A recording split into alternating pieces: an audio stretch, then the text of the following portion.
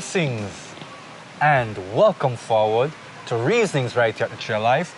I'm your host Jerome Sage Butler and my co-host is brother Ramon Singh, and together we're missing brother Lawrence Anderson, but we are the Tree of Life team and we're pleased, to be doing these offerings of knowledge, information, offering in spiritual dichotomies, information based from not just the biblical experience, but rooted and grounded in a biblical experience as a documentation of the sacred and that spirit of transfiguration and transformation.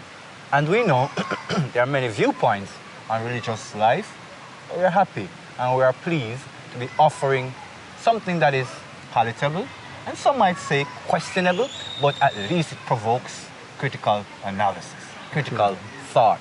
And no human is without a fault or without a confusion in some area of their understanding. So in those areas we admit we are seeking for the clarity, right, Brother Ramon? Yes, right. And we ask you to help us in the comments, right? Suggesting topics, but also to share information and insight. Once again, blessings and welcome forward, Brother Ramon. Perfect, Lord. Perfect, Lord. So, this current offering, right? I think I did a video on it before, but I think in the light of what's happening now and where we are currently, I think you probably want to re-examine the topic in a broader sense, and you can lay it out for me, and then we can flow into it. So the topic is social media. So tell us why you want to talk about social media and what angle are you taking it? Yeah, man, come realize social media is like the number one thing right now.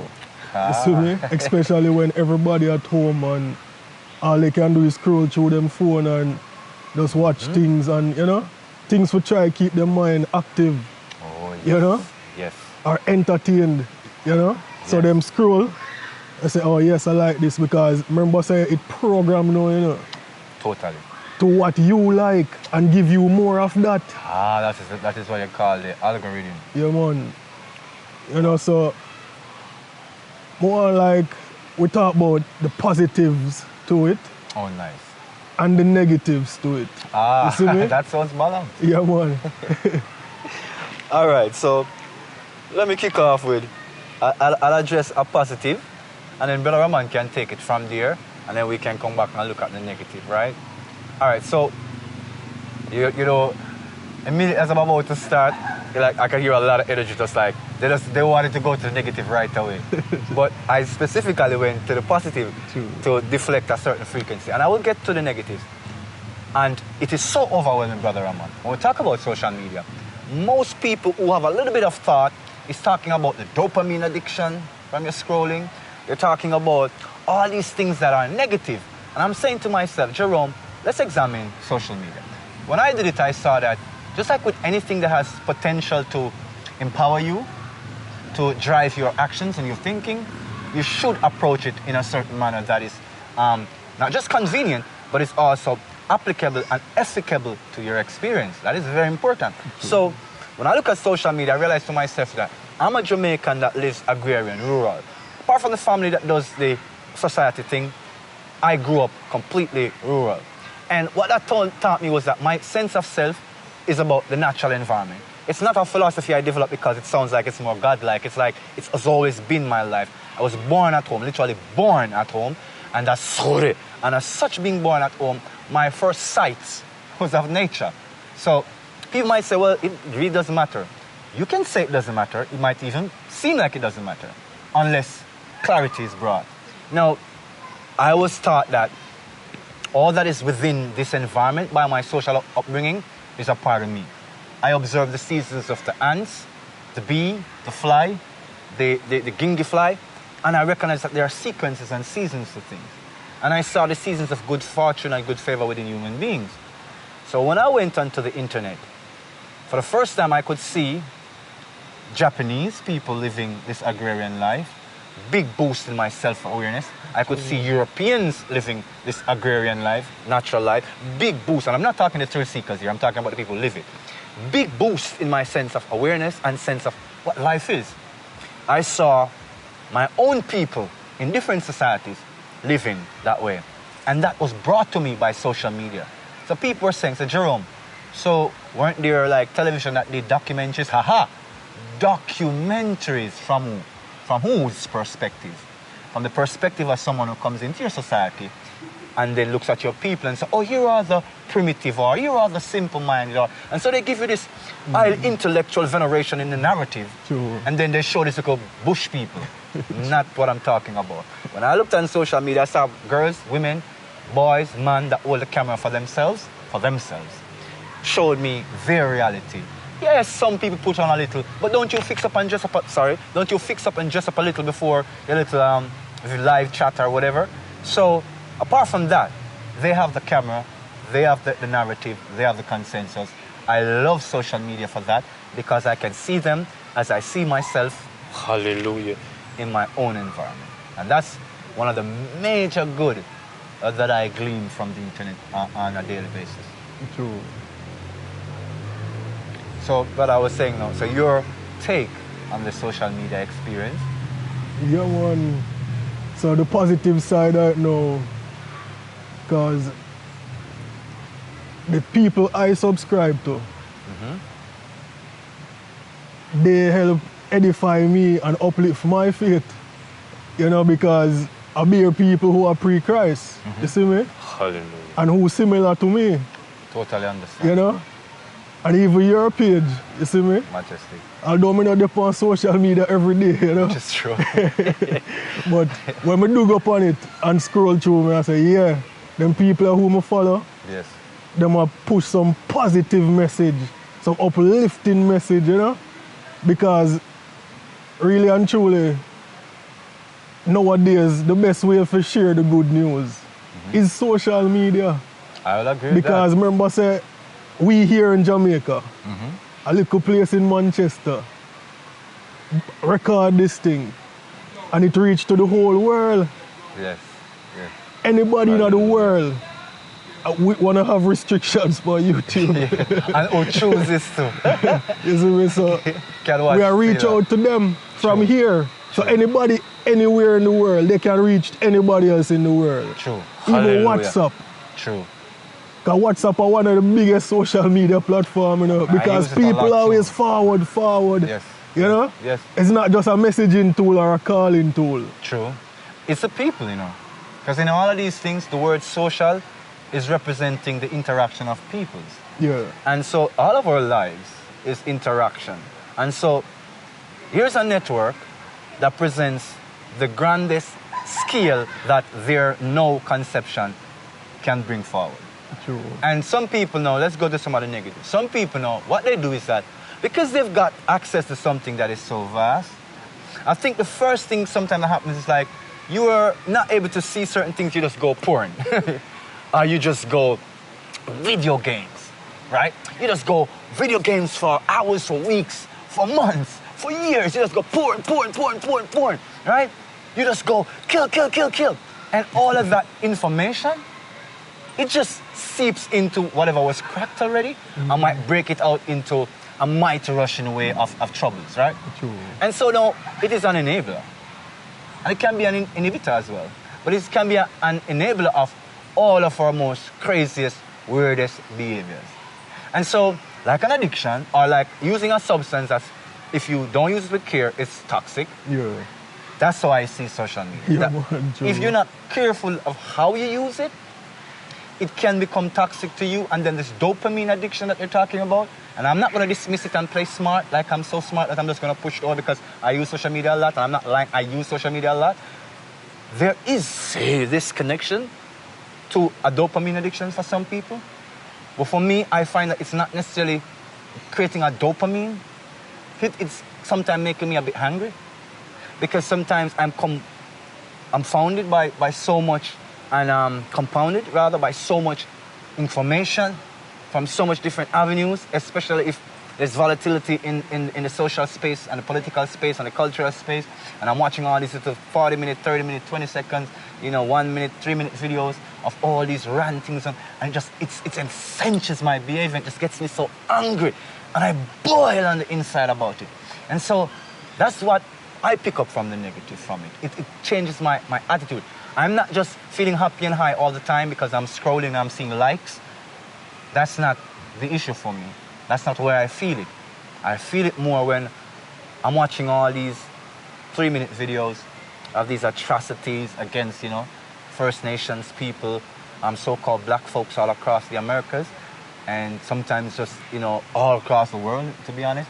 Those things, when I watch those things, it really incensed my behavior. It makes me angry on the inside and makes me pray more, makes me chant more, and it makes me come forward and want to be on the good side of social media. That I want to let people know in a congealed way where my anger is coming from, how to present it and not necessarily anger someone else from my anger, but awake them to what I'm angry about. True. These things I try to put forward on my channel and on Seala Media because I believe that this is the platform that is the closest thing to truthful communication we can get to in the now. So, brother, anything else more you want to say on the experience so far with social media? Well, moving on to the negative, yes. Jano, as you say, so much explicit things, that sometimes you never want to see in the first place, but you end up seeing in front of you, Sometimes you never scroll fast enough to move and you just linger. True. And you end up watch something you never should have watched, True. So them little things them you don't really like, Even you might have follow somebody who you know, but them do something so disgusting for them thing, Oh. Like you said, John, why them would have shared that, Yeah. You don't want to unfollow them. Yeah, true. You see me? Yeah. But you said you know the person, but John, Yeah. So the things what people share and get we exposed to, it can be negative. I agree. It can be very negative. I remember before I was deeply into the social media, I was at Edinburgh one day, and I think there were some people that were killed in a shootout with the cops in one of the most volatile parts of Jamaica, in Tivoli Gardens. And so one of my friends' friend worked at a morgue and had taken videos of these individuals and was circulating it. I think it was on WhatsApp and some other means they were circulating. I don't think it was on Facebook at the time, as yet. But so this story, I'd forgotten about it and I didn't really want to bring it back up. But just this moment, bring it back up. I wished I had not watched that. Because my brother and sister, not Sister Kalanji by the way, or Sister Tree Life at the time, just gave me the phone. And so I looked on it and I saw 4 bodies with half their faces missing. And those images haunt me. This is not a movie. This isn't a cosplay prop. These were living beings. Sorry. And this is the sacred being dismantled, dismembered in a macabre way. And that was so sacrilegious. Man. And to view it was a part of that sacrilege. And I knew that, not because a preacher told me, not to this the preacher or this nobody. I'm saying it's not somebody's burden on me. It was my own conscience. I couldn't get it out of my head, out of my spirit. I regretted seeing it. So people who love to share dead bodies, explicit attacks on human beings. No, let me tell you something, people. Some of you don't really understand because it's the age we're in. To witness a violent crime, to commit a violent crime is the worst thing possible. To be a victim is the absolute worst thing possible. But for you to be there and capture a violent crime in your own eyes is also one of the worst things to experience. True. And to share it is to carry that terrible experience to many people who weren't there. And I'll hear people who say, well, Jerome, this is what got us outraged. And Yes, it brought anger, but it brought impetus to change. Who am I to move away from the drive towards the collective movement of clarity? True. I'm talking about the use of macabre images to evoke something that is already possible within human beings. We can act without being reminded of these heinous crimes. Yeah, we can act against the injustices without willingly exposing innocent people to such vicious, hurtful sights. You know, so I know sometimes you want to help. I say edit some parts of it if you really have to. Mm-hmm. And I'll even say this because we're in video production, so we kind of know. You can make sure that you don't edit the audio if that is what's going to carry the motive of the message, but you can edit the video. Mm-hmm. So at the worst moment when that happens, you can edit it. I'm not saying erase the video. I'm not saying not shoot those videos if we need them to see what's going on, because I don't want people to skew the argument. I'm just saying, when I never was in such a situation, or my brother or my sister or my child has never been in such a situation, and then you just expose them to a heinous crime right in front of their eyes. Yeah, that them can watch over and over and over and over. You know? It dep on repeat. Something what would have happened one time and pass to the person who see it. Now the whole world can see it over and over and over. That's it. No, man. That's it right there. That's it, brother. So, you know, we can only implore the personalities who come across the ambits of Seala Media, Ansha Live Television Network here on YouTube, and our friends who know us, sharing messages with us on WhatsApp and Instagram, the kind of videos we post on Instagram, the kind of videos we share on WhatsApp. And the people kind of know the kind of stuff that we present, so they know what to share with us. Of course, I have personal friends that are not friends I made across the network. So here's the thing about personal friends. Personal friends don't necessarily follow this community guideline boundary. Let us be honest about that. True. So my personal friends send me a little, sometimes one of my brothers do it, a little X-rated video, you know, of some ladies. And sometimes I said to my brother, you know, my friend, you know, maybe I don't really want to see this. But then, you know, the culture pushes this on us, right? So when I see that coming in, I just delete it right away, right? I don't go and try to berate my friend about it, because I said, I know my friend, and I know sometimes it's interesting things they see that I don't see. You know, they're like, man, I want to show you something about this girl. See like how women can be, or how guys can be, or program people can be. And so when they send some of these weird stuff sometimes, it's not all sexual, sometimes it's just weird videos. And sometimes are weird memes, you know? And sometimes when I see them, I say to myself, I'm not going to talk about any of them.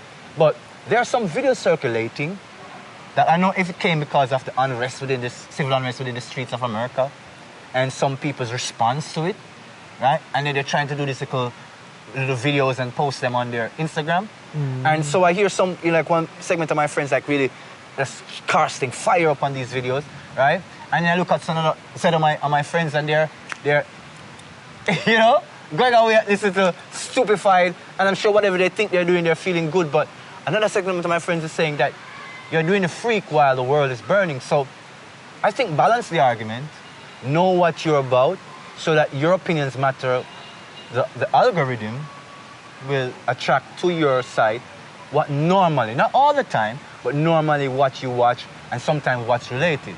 True. I watch lots of nature videos, as I said, and sometimes I see this one pop up about some guy that he goes around the entire world and he cooks all the animals. There's a line that I remember in Bob Marley's song where he said they're trying to eat up all the flesh off the earth. And this man is so abrasive, you know, because I watch the kind of natural and nature and, you know, natural thing and farming and that cultural thing from all angles. True. And that one is just popping up.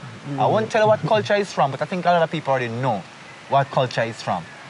And these videos are about cooking animals that we don't even cook. And so that's a curse cup of cloth when I saw it. I'm like, whoa, what a thing is like, I didn't even click on that video, but maybe somebody in the algorithm thinks that they are related because he's out in the bush doing this, and I'm out in the bush seeing African tribes or So somehow I must see this person not related to my experience of what I'm viewing, but it's somehow related. So this is part of it too. And sometimes some of the hashtags, the Spirit don't want me to leave without saying anything about that. Watch some of these hashtags. We have this cute little codified language that we use within social media and hashtag this, hashtag that, and whatever else you want to say. It was www dot whatever it was at the time, now it's hashtag. So what am I saying? I'm not being a cynic. I'm just saying there are slogan campaigns that are concentrated around issues that you don't even know about. So don't you be jumping on no hashtag just because it says hashtag good life, hashtag great sex. You understand me? You don't know what kind of sex they're talking about, and you don't know what kind of life they're calling good life. True. So these hashtags, you check them. See that it's in line, because when these group emails are being sent, or these group messages are being sent, these group alerts being sent, you want to make sure that you're not in that group, because if you're stratified in that group and they're saying we're going to eradicate, or we're going to oppress, or we're going to, subject, you're on the list. You're on the list. And if you're a outspoken person, you got to check your stuff, because again, that gives them access to try to cut your channels off, because you got to know what you're connected to and how far the information spreads through these hashtags and through these likes, these subscriptions and such. So these are just some reminders. I was just remembering. These are just some reminders and some recollection of how to approach social media in a healthy manner, that you can get the connections of knowledge like we get. I see the beauty of culture in my personal sense, and the beauty of, just the human life, the human form, the human conception, the human thought. That this social media platform presents an avenue where we can use it healthy and very conscientiously, and you should be okay. Your kids should be okay. Yeah. Because even if we follow people or hashtags that unhealthy to us, you see me? Just unfollow. Yes. You see me? We can easily unfollow, That's true. That's true. Certain things are toxic to us. Unfollow. Yes. Click on the thing and say, not interested. Yeah. Leave the group. Yeah. Because even if not interested, Yes. change up the algorithm and say, true okay, that. True that. this person not interested in that, stop do that. True. True. Can we see it work already? No, I believe you, because I think that's what it's there for, right? Yeah. To show you that you not want to be grouped into that mass grouping. And the next thing is to the Spirit. Just before we go, I want to say this. The group text, like you're going to send 1,000 texts to everybody and you add me to it. That's the next thing too. Don't be afraid to search and click leave the group. A lot of people put me in group text and then see I leave them out. Well, here I am just explaining to you why I do that. Because you see, when you're in a mass grouping, and let's just say that grouping is flagged, right? You have people on there who say, we are spiritual and we are black conscious. But you are actually spewing hate. Destructive, vile hate. It doesn't matter if you're spewing it to someone outside of your communal group, or you're spewing it amongst those you call dissident within your communal group. That's hate. You might be saying spiritual stuff and I'm saying spiritual stuff. You might say something that is conscious to my community and I like it, but at the fundamental core, I'm not you. I don't agree with the way in which you are doing it. I might have agreed with certain tenets of the arguments because I'm exposed to the conditions which creates those arguments. But I don't believe what you're doing is right. I don't want to be grouped in your garbage. Yeah. I don't want you to put me in an email listing or put me in a messenger listing that says, hey, I sent to Jerome Sage Butler. Really? And it seems like I agreed to this. True. I always search and I click leave the group. Those are the people who are my friends online. I'm not talking personal friends, friends online. We have good communication. That means that you can talk to Jerome. I don't play personalities like, oh, he's famous. I did movies before this and I've never played that game. So that's not what I'm about. I talk to the people who talk to me on social media. So I don't want people to group me into a group and I've never spoken to you about issues. And you group me. So... I even pray this, because when we just come to Christ, remember I said before we come to Christ, whole heap of dark magic things me used to pray. Whole heap of esoteric African things, Egyptology, Your Ruba and them thing there, you see me? Understand. Hold up a new age crystallology, you Yes, see me? understand. So, when we come to Christ, we have to just say, boy, we have to just search through my thing, my profile, and say, alright, unsubscribe, you see me? Unfollow, you see me? Unlike. God, me I move from this, me take a whole day and just Wow. clean out my thing. Because effort. me I say, when me come to Christ, you know, at that time they start show about big esoteric things to me. Oh, yeah. And me I say, no man, we need a cleansing from this, man. We need to just free up myself from the whole of this. True. You know? Absolutely. Because it'll leech on certain things what we don't need. Certain things you're coming away from. Yeah, And you're freeing yourself from. And if you allow it, it's going to reattach. yeah. Or So, still remain attached. yeah. Well, blessed ones and ones, brothers and sisters, followers of the kingdom of Yahuwah, subjects of great monarchies, great nations, brethren and sisters, citizens of the world community. This is our global platform. This is our intraconnection tool. And so as we see the authenticity of our lives, may we gauge our engagements and remain steadfast in a balanced understanding, right? True. Post more wonderful, edifying stuff, critical inquiry when we need it, and a little bit of stuff to stir the emotions, even the anger and the pain when necessary. Don't overdo it.